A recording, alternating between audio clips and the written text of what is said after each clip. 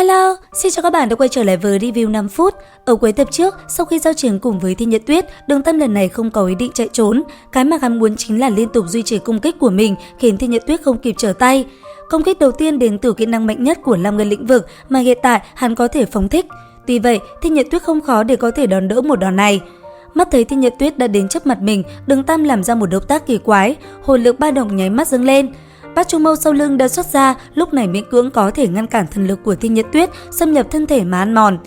Một kích vừa rồi bị Thi Nhật Tuyết bị đánh lui ra sau, Đường Tam đã bị trọng thương, hắn mau chóng lấy ra ba loại gương trảm bản siêu cấp của áo tư tàm nuốt vào. Sắc mặt Đường Tam ngưng động lại, nhưng nét cuồng dã trong đôi mắt hắn không giảm bớt chút nào. Đối diện thanh kiếm đang phóng đến của đối phương, Đường Tam rốt cục cũng phóng ra hồn hoàn trên võ hồn thứ hai của mình. Thi Nhật Tuyết hít sâu một hơi, bất luận thế nào, nam nhân này nếu như đã không thể thu phục thì nhất định phải thừa dịp hắn còn chưa hoàn toàn phát triển mà triệt để tiêu diệt hắn. Ân oán giữa Hạo Tiên Tông và Vũ Hồn Điện cũng nên kết thúc ở đây rồi. Hư ảnh Hạo Tiên Chủy nháy mắt biến lớn, không thể tiêu hao quá nhiều hồn lực. Đường Tam lần này chính là muốn sử dụng Đại Tu Di Truy để đánh bại Thi Nhật Tuyết. Mà ngay lúc này, cả hai kinh hãi phát hiện hồn hoàn của Hạo Tiên Truy đã biến dị. Ba cái hắn hấp thu của huynh đệ Tiên Quân Nghĩ Khoảng lúc này đã được phá thành hồn hoàn 10 vạn năm. Ánh sáng nhàn nhạt từ thân Đường Tam lấy sáng. Hắn chậm rãi dâng Hạo Tiên Truy trong tay lên, chỉ thẳng vào Thi Nhật Tuyết đang ở xa xa. Màu đỏ và màu đen trong nháy mắt hòa vào làm một, biến thành một màu vàng đen âm u kỳ dị. Đối mặt với thiên sứ thanh kiếm, Đường Tam không có nửa phần nóng vội. Giờ khắc này, Thi Nhật Tuyết rõ ràng nhìn thấy hai mắt Đường Tam hoàn toàn là một màu đỏ như máu.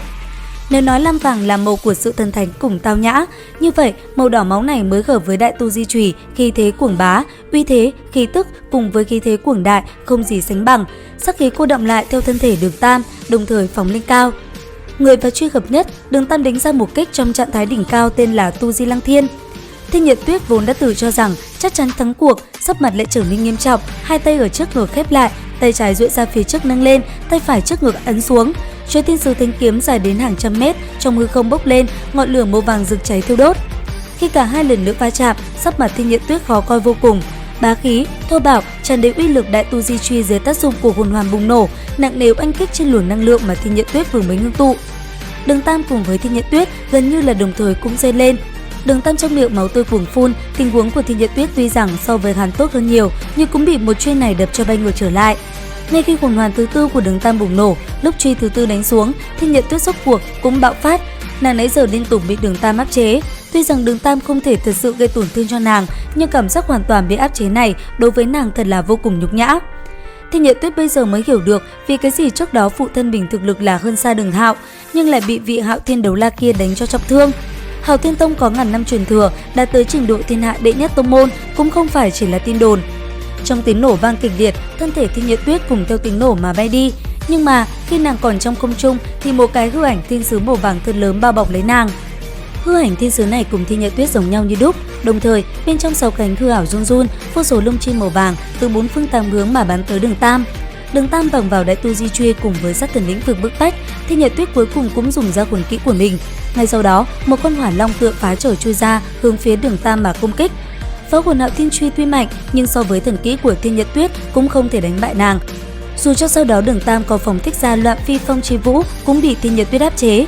Nhìn nén nhang còn đang cháy dở, ước chừng còn khoảng 15 giây, Đường Tam làm ra một động tác kỳ quái khiến Thi Nhật Tuyết chưa hết thất kinh lại lần nữa biến sắc. Đường Tam nhìn Thi Nhật Tuyết ưu nhã lên tiếng, sắc khí trong mắt đã giảm vài lần.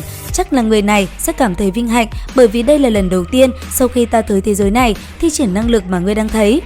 Lần này, cái hắn sử dụng không phải công pháp mà thế giới này có thể biết được. Thật vậy, từ trên miệng Đường Tam phun ra 4 chữ: Quan Âm Hữu Lệ. Đến đây tôi cũng hết tập 252 Đấu La Đại Lục. Xin chào và hẹn gặp lại các bạn ở những video tiếp theo.